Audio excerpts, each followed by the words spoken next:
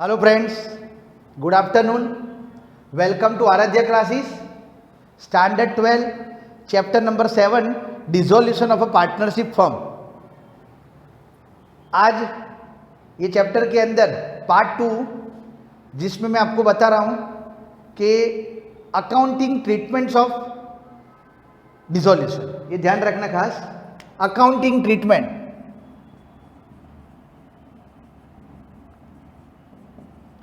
Accounting treatment of dissolution chapter देखने जाओगे friends तो 6 मार्क का चैप्टर है, जर्नल एंट्री जाती है, बरोबर ध्यान रखना, जो आपको पहले भी मैं बता चुका हूं। अकाउंटिंग ट्रीटमेंट मतलब क्या होगा कि एडमिशन और रिटायरमेंट बताया। एडमिशन रिटायरमेंट में क्या हम बनाते थे, वो 4 अकाउंट, कौन से, पहले revaluation account, partners capital current account, 3rd number cash and bank और 4th नंबर बैलेंस शीट। इधर आपको अकाउंटिंग इक्विवल ट्रीटमेंट की बात करने जाओगे तो बेसिकली यहाँ पर 3 चीज़ ध्यान में रखने की है। पहली चीज़, जो रिवैल्यूएशन अकाउंट बनाते थे, इधर आपको रिवैल्यूएशन अकाउंट बनाने का नहीं है। रिवैल्यूएशन की जगह पर कौन सा आएगा, रियलाइजेशन अकाउंट, जिसका दूसरा नाम profit and loss accomplishment account, accomplishment account, ये ध्यान रखना। उसका दूसरा नाम, रिवैल्यूएशन का दूसरा नाम profit and loss adjustment account, इधर एकम्प्लिशमेंट अकाउंट। दूसरे नंबर पर आपको ध्यान में रखना है वो है पार्टनर्स कैपिटल या तो करंट अकाउंट। तीसरे नंबर पर कैश एंड बैंक अकाउंट। अगर आपको बनाना हो तो पार्टनर्स लोन अकाउंट भी लिख सकते हो, पर चलेगा, लोन लिखाता नहीं हो, बरोबर, खाली यही चीज ध्यान में रखने की है, कैश एंड बैंक। तो ये 3 चीज जो अकाउंटिंग ट्रीटमेंट्स ऑफ डिसोल्यूशन के अंदर होता है। एक्चुअली इधर कोई बड़ा सम है नहीं, ये ध्यान रखना। बैलेंस शीट कभी आती नहीं है क्योंकि फॉर्म का क्लोज हो रहा है, फॉर्म यहाँ पर बंद हो रही है। जब भी फॉर्म बंद हो गए तो कभी उसकी बैलेंस शीट यहाँ पर बनती नहीं है, वो ध्यान रखना। ये 3 चीज़ है, उसमें सबसे मोस्ट इंपॉर्टेंट चीज़ जो आपको ध्यान में रखने का है वो रियलाइजेशन अकाउंट है, क्योंकि मैं अकाउंटिंग ट्रीटमेंट आपको बताऊंगा और इसके अंदर मैं आपको रियलाइजेशन अकाउंट का फॉर्मेट भी बताऊंगा। क्योंकि नियम क्या है, जब भी फॉर्म डूब रही है तो सबसे पहले लिस्ट बनाएंगे। लिस्ट क्या बनाएंगे, हमारे पास कितनी असेट्स पड़ी है और सामने हमारे पास कितनी लायबिलिटीज़ है। जब भी हमारी फॉर्म डूब रही है, धंधा डूब गया, तो हम लिस्ट बनाएंगे, क्योंकि डूबेगा तो बहुत सारे लोगों को पैसा चुकाने का बाकी है। तो पैसा चुकाएंगे कैसे, हमारे पास कुछ होना तो चाहिए ना। तो हम लिस्ट बनाएंगे कि हमारे पास क्या है, हमारे पास कितनी असेट्स पड़ी है, कौन सी असेट्स, फिक्स असेट्स कितनी है, करंट असेट्स कितनी है, वो लिस्ट बनाएंगे। जैसे जैसे वो असेट्स को हम बेचेंगे, जैसे जैसे पैसे आते जाएंगे, ऐसे ऐसे हम एक एक लायबिलिटी अपनी क्या करेंगे, चुकाते जाएंगे, बराबर। तो ये पॉइंट ध्यान रखना, लिस्ट बनाएंगे, हमारे पास कितनी असेट्स पड़ी है, सारी असेट्स को मिलाओगे, इंग्लिश में उसको बोलते हैं सन्ड्री असेट्स। सामने हमारे पास कितनी लायबिलिटीज़ है, तो सन्ड्री लायबिलिटी, ये भी ध्यान रखना, ये भी लिस्ट बनाओगे 1 by 1। जैसे जैसे पैसे आएंगे ऐसे ऐसे हम चुकाते जाएंगे। तो ये असेट्स और लायबिलिटी को रिकॉर्ड करने के लिए ही हमको ये अकाउंट अच्छी तरह ध्यान में रखना है, जिसका नाम है रियलाइजेशन अकाउंट, बराबर। मैं फॉर्मेट बता रहा हूँ, रियलाइजेशन अकाउंट का फॉर्मेट कैसे बनता है वो ध्यान रखना खास, बराबर। तो अच्छी तरह यहाँ पर मैं बता रहा हूँ फॉर्मेट्स, रियलाइजेशन अकाउंट का फॉर्मेट्स, ओके। वो फॉर्मेट ध्यान रखना, उसके मुताबिक आपको जर्नल एंट्री ध्यान में रखने की है, बराबर। जर्नल एंट्री उसके मुताबिक है, वो फॉर्मेट आ गया तो जर्नल एंट्री भी आपको आ गई। देखो इधर फॉर्मेट लिख रहा हूँ, रियलाइजेशन अकाउंट। सम के अंदर कोई फॉर्मेट बनाने का नहीं है, पर मैं आपको ये स्पेसिमेन जो बता रहा हूँ, सैंपल, वो जर्नल एंट्री आपको मालूम पड़े इसके लिए बता रहा हूँ। रियलाइजेशन अकाउंट, सेम फॉर्मेट वही का वही, डेबिट, क्रेडिट, पर्टिकुलर, बराबर, ये फॉर्मेट है। पर्टिकुलर रुपीस, पर्टिकुलर रुपीस, ये डेबिट है और इस side credit. Okay, realisation account ध्यान रखना, कोई पूछे एमसीक्यू के अंदर कभी आ सकता है, realization is which type of account? Realization is a real type of account. क्या आएगा? Is a real type of account. Realization is which type of account? तो realization is a real type of account because it is our assets. Realization के अंदर हम क्या लिखेंगे? ये format है स्पेसिमेन। जब भी फर्म डूब रही है पहले लिस्ट बनाओ, हमारे पास कितनी कितनी असेट्स है, तो इधर लिस्ट बनाऊंगा मैं, सन्ड्री असेट्स। उसमें कौन सी land,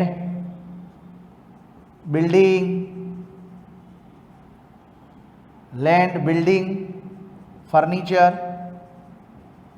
plant and machinery, debtors, stock, bills receivables, goodwill, patent, कोई भी हो, ठीक है, जगह है नहीं मतलब बहुत लिखता नहीं हो, गुडविल, पेटेंट, आउटस्टैंडिंग, कोई भी इनकम, वो सारी असेट्स, मशीनरी, व्हीकल, सब कुछ भी हो, व्हीकल हो तो व्हीकल, सब कुछ इधर असेट्स लिखने का।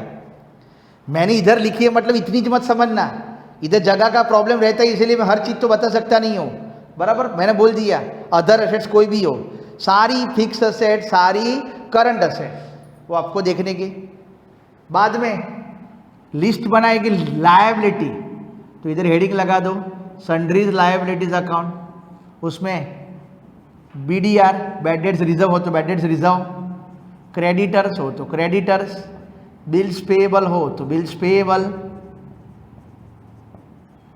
कोई भी अनरिकॉर्डेड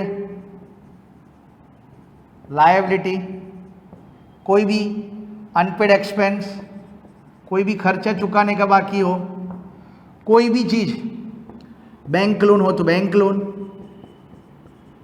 बराबर, ये सारी लायबिलिटी। इसके अलावा भी कोई भी हो, प्रोविजन, प्रोविडेंट फंड हो तो provident fund, provision for tax हो तो प्रोविजन फॉर टैक्स, कुछ भी हो। तो फ्रेंड्स ये चीज़ ध्यान रखना, क्योंकि इसके ऊपर से मैं आपको टोटल ये इसके अंदर मैं आपको 1 2 3 4 1 और 3 6 7 8 10 एंट्री बता रहा हूँ। ये चैप्टर के अंदर जर्नल एंट्री टोटल 10 ध्यान में रखने की है। 10 एंट्री याद रह गई तो समझ लो कि आपको ये चैप्टर आ गया।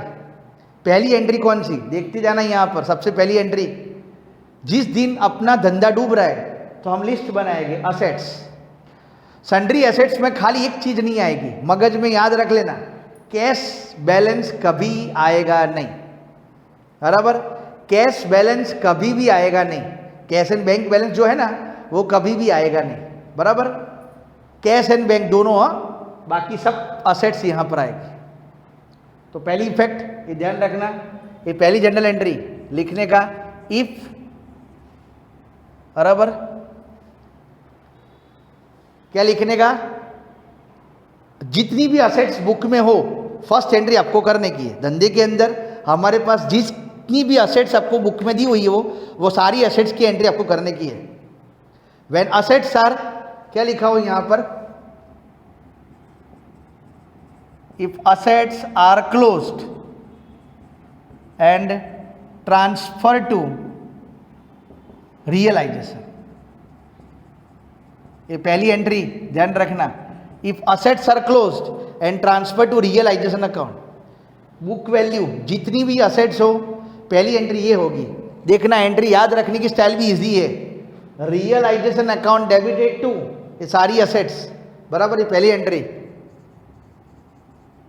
Realisation account debited to sundry assets, जो भी असेट्स का नाम लिखा हो वो असेट्स लिखने का। अगर प्लांट एंड मशीनरी हो तो प्लांट एंड मशीनरी, फर्नीचर हो तो फर्नीचर, बराबर। ये पहली एंट्री। अब दूसरी एंट्री याद रखना खास, ये असेट्स को हम 1 बाय 1 क्या करेंगे, नियम है बिजनेस के अंदर, धंधा डूब रहा है, हम अपने असेट्स को बेचना चाहते हैं, समझ लेना। पर जरूर नहीं है कि सारी असेट्स एक दिन के अंदर सोल्ड हो जाए। कभी कभी असेट्स बेचते बेचते सालों लग जाते रहते और सोल्ड हो जाए तो एक दिन के अंदर भी सोल्ड हो जाती है। और नियम हुआ कि सपोज 4-5 असेट्स बिकी और पैसे मिले, बराबर याद रखना पैसे आएंगे तो रिवर्स एंट्री करने की और हेडिंग लगाने का बाय कैश एंड बैंक। उसमें सपोज प्लांट एंड मशीनरी बिक गई, डेटर्स के पैसे आ गए, स्टॉक सोल्ड हो गया, बराबर। फिर फर्नीचर यहाँ पर बिक गया और टोटल करके 5 लाख आए, समझ लेना एग्जाम्पल बता रहा हूँ। एंट्री दूसरे नंबर पर क्या, जो पहली एंट्री मैंने असेट्स की लिखी, अब वो असेट्स में से जितना भी असेट्स थी उसमें से 4-5 असेट्स क्या हो गई, बिक गई, एग्जाम्पल बता रहा हूँ। तो दूसरी एंट्री यहाँ पर क्या लिखने की, इफ असेट्स आर रियलाइज्ड, क्या लिखने का, ये वर्ड ध्यान रखना, इफ असेट्स आर क्या आएगा, रियलाइज्ड। रियलाइज मतलब पैसे आना, पैसे आए, एंट्री क्या आएगी, cash and bank account debited to realisation, ये एंट्री ध्यान रखना, रिवर्स एंट्री होगी, cash and bank account debited to realisation account, बराबर, इफ असेट्स आर रियलाइज्ड, ये दूसरी नंबर की एंट्री। तीसरी एंट्री क्या, फ्रेंड्स ध्यान रखना, कभी कभी क्या होगा, जो भी असेट्स हमारे पास पड़ी होती रहती है पार्टनर खुद टेकन ओवर कर लेता है। तो यहां पर लिखता हूं bye partners capital account. Suppose अपने फर्म के अंदर कंप्यूटर पड़ा है, लैंड पड़ी है, बिल्डिंग पड़ा है, तो पार्टनर खुद ले लेता है, लैंड ले लेता है फ्रेंड, यहां पर देखना बिल्डिंग भी ले लेता है, सपोज पार्टनर खुद ले लेता है, बाहर वाले को बेचने से अच्छा वो खुद ले लेना चाहता हो, कंप्यूटर भी ले लेता है। तो एंट्री ध्यान रखना, कोई भी असेट्स बेचनी नहीं है, पार्टनर खुद ले लेता है, तो एंट्री क्या आएगी, partners capital account debited to realisation. Third number की एंट्री मैं एक साथ बता नहीं रहा हूं, आपको 3-3 एंट्री करके बताऊंगा, बराबर। If assets are taken over by partner, if assets are taken over by partner, अगर कोई भी असेट्स पार्टनर खुद टेकन ओवर करे तो जर्नल एंट्री क्या आएगी, समझ लेना खास, वो पार्टनर्स का नाम लिखने का, पार्टनर्स का नाम लिखा हो तो पार्टनर्स का नाम लिखने का, partners capital account debited. Same चीज है, अगर असेट्स रियलाइज हो तो cash and bank to realisation, और अब assets are taken over by partner हो गए तो partners capital to realisation. Okay तो फ्रेंड्स इस तरह से ये मैंने देखो अब असेट्स की 3 एंट्री आपको बता दी। ओके सेम 3 एंट्री आपको लायबिलिटी करने की है। पहली एंट्री लायबिलिटी की, बुक में लायबिलिटी दी हुई है, पहले लिस्ट बनाएंगे हमारे पास कौन सी लायबिलिटीज है, तो ये सारी लायबिलिटीज है, बरोबर। तो पहली एंट्री क्या करने की, ये sundries liabilities account debited to realisation, बराबर ध्यान रखना। चौथे नंबर की एंट्री जो मैं आपको यहाँ पर एक काम करो, अभी मैं आपको ये वीडियो के अंदर मैक्सिमम असेट्स की एंट्री बता रहा हूँ, बाकी जो भी बची है वो मैं नेक्स्ट वीडियो के अंदर बताऊंगा। अच्छी तरह ये पॉइंट समझ लेना खास, ये फॉर्मेट भी आपको मैं नेक्स्ट वीडियो के अंदर पूरा बताऊंगा, बराबर। तो फिलहाल ये जो भी एंट्रीज आज मैंने बताई ये 3 एंट्री अच्छी तरह ध्यान रखना। चैप्टर के अंदर 2 ही सम्स करने के हैं, टेक्स्ट बुक में से सम नंबर 5 और 6, ये भी ध्यान रखना। आपको देखना हो तो फिर भी ध्यान रख लेना, मैं बोल देता हूँ। फिर भी लास्ट टाइम जूम पर लेक्चर लिया था तब मैंने बोला था कि पेज नंबर टेक्स्ट बुक में पेज नंबर 311 जो है उसमें सम नंबर 5 और 6 सर्च करना है और इलस्ट्रेशन 1, बाकी कोई भी सम ये चैप्टर में करना नहीं है, बरोबर। तो फिलहाल अब ये 3 एंट्री याद रखना और ये फॉर्मेट समझ लेना, क्योंकि मैं एंट्री गोखाना नहीं चाहता।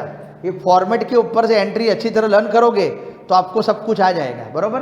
तो ये चीज़ ध्यान रखना। Okay friends, thank you.